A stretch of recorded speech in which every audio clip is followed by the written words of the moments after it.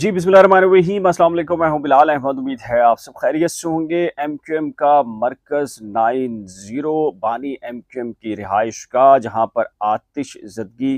का वाक़या रूनुमा हुआ, आग लगी या फिर लगाई गई। लेकिन एक बड़ा सवालिया निशान ये है कि क्या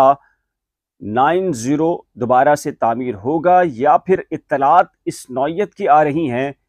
कि बाकी मानदा जो स्ट्रक्चर जो इस वक्त कंडीशन है उसको खतरनाक करार देकर आइंदा चंद रोज में बानी एमक्यूएम की इस निशानी को हमेशा के लिए खत्म कर दिया जाए। खबर क्या है और जराए क्या कह रहे हैं कि जी क्या प्लानिंग है और क्या सोचा जा रहा है और ये कहाँ कोई ऐसा कोई फैसला हुआ या नहीं हुआ, इस पर आपको बताएंगे आज की एक अहम तरीन डेवलपमेंट। लेकिन इसी के साथ जब एक ऐसे वक्त में कि 90 पर आतिश ज़दगी का वाक़या और इस पर दो मुख्तलिफ दावे कि आग लगी और दूसरे फ्रीकैन का कहना कि आग जानबूझकर और एक मनसूबाबंदी के तहत लगाई गई, इस तनाजुर में एमक्यूएम पाकिस्तान यानी कि जिसे एमक्यूएम बहादुराबाद कहा जाता है वहाँ टूट फूट का अमल शुरू हो गया है। तकसीम ऐसी कि आने वाले चंद दिनों में कुछ रुकने कौमी असम्बलियों के इस्तीफे आने की भी इत्तलात आ रही हैं। क्या मामला है, थोड़ी सी बात कर लेते हैं एमक्यूएम बहादुराबाद पर, जहां पर इस वक्त एक कशमकश चल रही है कि पार्टी के ऊपर कौन सा ग्रुप हावी रहेगा, कौन से ग्रुप को पीछे रखना है और आखिर ये ग्रुप बंदियां कहां पर हैं और इनकी सरबराही कौन कौन कर रहा है। तो जरा थोड़ा सा आज खुलकर बात कर लेते हैं। जी हाँ, एक ग्रुप है जिसमें वसीम अख्तर साहब हैं, कहा जाता है कि वो लीड कर रहे हैं, और दूसरा ग्रुप है आमिर खान साहब का, कहा जाता है कि वो उसको लीड कर रहे हैं। और कशमकश का अमल ये है कि कौन से प्लेटफॉर्म के ऊपर कौन से हामी जो लोग हैं उनकी अक्सरियत होगी, ये सारी की सारी कशमकश जारी है। जैसा कि आपके इल्म में है कि जुम्मे के रोज़ जो इजलास हुआ और इस इजलास के बारे में कहा जाता है कि जी ये ख्वाजा इजहारुल हसन, वसीम अख्तर और फैसल सब्जवारी की कोशिशों से इसका इनेकाद हुआ। और इसमें आपको पता है कामरान टसूरी जिनकी शमूलियत के ऊपर डॉक्टर फारूक सत्तार को पार्टी से निकाल दिया गया था 2018 में, और शदीद तरीन इख्तलाफात सामने आए थे। ना सिर्फ कामरान टसूरी को पार्टी में लिया गया बल्कि उनको डिप्टी कन्वीनियर बना दिया गया। ये एक ऐसा मामला था जिसने उस इजलास के अंदर मौजूद जो अरकान थे राब्ता कमेटी के, उनमें भी इख्तलाफात पैदा हुए और वहाँ पर सख्त किस्म का एक रद्द-ए-अमल का इजहार किया गया और ये कहा गया कि इस फैसले को वापस लिया जाए। 3 नाम तो अभी ज़ेर गौर हैं जिन्होंने वहाँ पर प्रोटेस्ट किया और ये कहा कि जी ये पूरी सिचुएशन के अंदर जो खासकर डॉक्टर सगीर और दीगर के मामले के ऊपर भी तहफ़्फ़ुज़ात अपनी जगह थे, लेकिन जो कामरान टसूरी की शमूलियत है इसके ऊपर यही कहा गया कि कामरान टसूरी तो वो शख्सियत हैं जिनकी शमूलियत और जिनको डिप्टी कन्वीनर बनाने के ऊपर डॉक्टर फारूक सत्तार को पार्टी से निकाल दिया गया था। तो अब ये खालिद मकबूल सिद्दीकी की सरबराही में जो इजलास हुआ, उस इजलास में जो फैसले किए गए, तो उन्होंने कहा कि हम इन फैसलों को किसी सूरत नहीं मानते। अब ये जो 3 नाम आए हैं, मोहम्मद हुसैन, जावेद हनीफ और किश्वर ज़हरा, और कहा गया कि इनकी जानिब से ये भी दावा सामने आया कि ये तीनों जो है वो ना सिर्फ इन्होंने प्रोटेस्ट किया बल्कि ज़राए ये कहते हैं कि ये तीनों इस फैसलों के बाद वहाँ से रवाना हो गए और उन्होंने कहा कि जब तक ये जो कामरान टसूरी को डिप्टी कन्वीनर बनाने वाला मामला है ये फैसला वापस नहीं होता, तब तक ये वापसी इनकी नहीं होगी और इनसे राब्ता ना किया जाए। अब जाहिर है कि कुछ लोग कहते हैं कि जी इसमें जो कामरान टसूरी की शमूलियत है या बाकी लोगों की शमूलियत है पीएसपी से और दीगर प्लेटफॉर्म से, उसमें वसीम अख्तर साहब का बड़ा किरदार है और वसीम अख्तर साहब ये चाहते हैं कि जो उनके मुखालिफ या मद्दे मुकाबिल तंजीम के अंदर ही आमिर खान साहब का जो ग्रुप है वो स्ट्रॉन्ग ग्रुप है, तो वो चाहते हैं कि उनके ऊपर उनकी बालादस्ती हो और ज़्यादा से ज़्यादा अरकान राब्ता कमेटी या मुख्तलिफ जो प्लेटफॉर्म्स के ऊपर उनको उनकी जो नुमाइंदगी हो वो वसीम अख्तर साहब का जो ग्रुप है उनकी ज़्यादा अक्सरियत हो, ताकि जो भी फ्यूचर के अंदर फैसले होने हों उसमें झुकाव नज़र आए और आने वाले वक्त के अंदर तमाम तर फैसले वो अपनी के मर्जी के मुताबिक करवा सकें। तो अब बताया ये गया है कि जुम्मे के रोज़ जो कामरान टसूरी को डिप्टी स्पीकर और डिप्टी कन्वीनियर और दीगर जो मामलात हुए, उस फैसले हुए, उस पर अब ये 3 जो किश्वर ज़ाहिरा के बारे में तो यही है कि जी वो आमिर खान ग्रुप साहब की तरफ से वो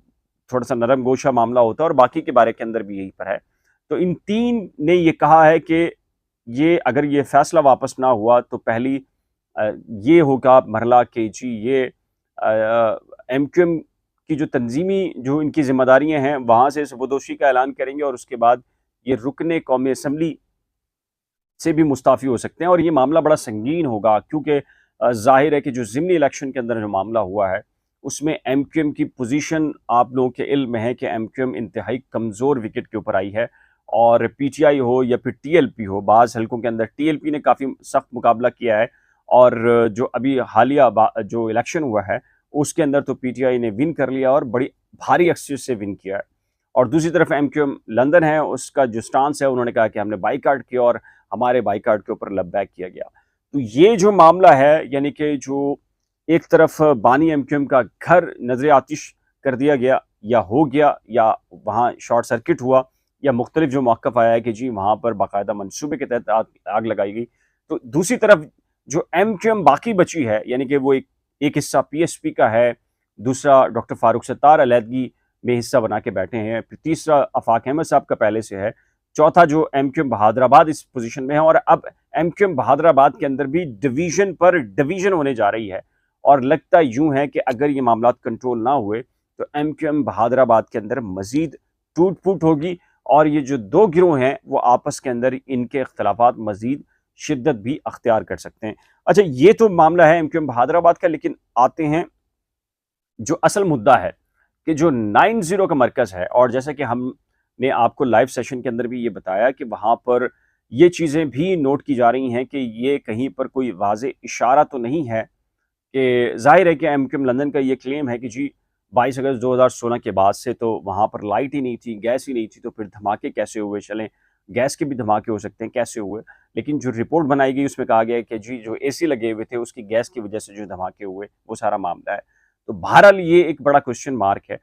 लेकिन अब ये कहा जा रहा है कि वो जो बिल्डिंग है, वो जल चुकी है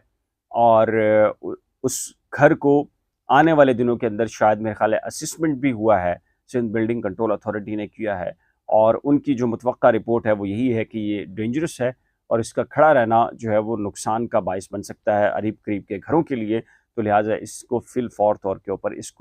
इसका इन्हदाम कर दिया जाए, इसको गिरा दिया जाए ताकि दीगर पड़ोसियों का इस सिलसिले में कोई नुकसान ना हो। तो ये इत्तलात भी अपनी जगह मौजूद है। अब ज़ाहिर है कि बहुत सारे लोग कह रहे हैं कि ये एक पैगाम देना मकसूद था। इस तरफ यानी कि एक तरफ एमक्यूएम लंदन को ये पैगाम देना मकसूद था और दूसरी तरफ जो है वो एमक्यूएम बहादराबाद की जो तंजीमी इश्यूज़ हैं, उसके अंदर एक इंटरफेरेंस का अमल है। तो अब देखना यह है कि एमक्यूएम लंदन के लिए तो यही था कि जी उनको तो पहले ही सियासत के अंदर जो है वो एक्टिविटीज़ के अंदर वो हिस्सा नहीं ले सकते। तो उनकी बात तो नुकसान तो ये है कि सिर्फ बानी एमक्यूएम का रिहाइशगाह का है। लेकिन दूसरी तरफ पूरी की पूरी जो तंजीम है, तंजीमी स्ट्रक्चर है, उसमें तकदो ये हो रही है कि कौन सा ग्रुप ऊपर रहेगा और कौन सा ग्रुप जो है वो उसकी पॉलिसीज़ जो है वो मानी जाएँगी, उसके फैसले जो है वो माने जाएँगे और किन की अक्सरियत होगी। तो ये मामला भी बड़ा संगीन पैदा हो गया है। लेकिन अगर अर्बन सिंध के अंदर पॉलिटिक्स को देखा जाए और वहाँ पर जो शहरी सिंध है, इनकी सियासत के अंदर अगर कोई सियासी जमात इस तरीके से नुमाइंदगी नहीं कर पाएगी तो डेफिनेटली जो सिंध है उसकी सियासत के अंदर इसके बड़े बुरे असरात आने वाले वक्तों के अंदर देखे जा सकते हैं और आने वाले हैं। और इसका अंदाज़ा ये जो सैलाबी सिचुएशन है कराची के अंदर, इंफ्रास्ट्रक्चर जो जिस कदर तबाह हुआ है और कोई पुरसान हाल नहीं है इस शहर का, तो वहाँ पर भी ये आने वाले हालात जो हैं वो मज़ीद ख़राब से ख़राब तर होते चले जाएंगे। इस सिलसिले में आपकी राय क्या है? आप क्या महसूस करते हैं? बानी एमक्यूएम की रिहाइशगाह हो या फिर एमक्यूएम बहादराबाद के अंदर ये टूट फूट और नाराज़गियों का अमल है और ख़ासकर जो कामरान टसूरी की वापसी और फिर एक अहम ओहदा और वो ओहदा जिसकी बुनियाद पर डॉक्टर फारूक सत्तार को पार्टी से निकाल दिया गया था, वो वापस देना किस जानिब ये पैगाम है? क्या हो रहा है, क्या नहीं हो रहा, क्या होना चाहिए? इस सिलसिले में आपकी राय क्या है? अपनी कीमती राय का इजहार नीचे दिए गए कमेंट सेक्शन में ज़रूर तहरीर कीजिएगा। एक नए व्लॉग के साथ जल्द मिलेंगे। लेकिन उससे पहले रिक्वेस्ट है कि अगर आपने करंट अफेयर्स विद बिलाल और नई खोज को अभी तक सब्सक्राइब नहीं किया तो बरा करें सब्सक्राइब, वीडियो को शेयर, लाइक और बेल आइकन को लाजम प्रेस कीजिएगा। अल्लाह हाफ़िज़।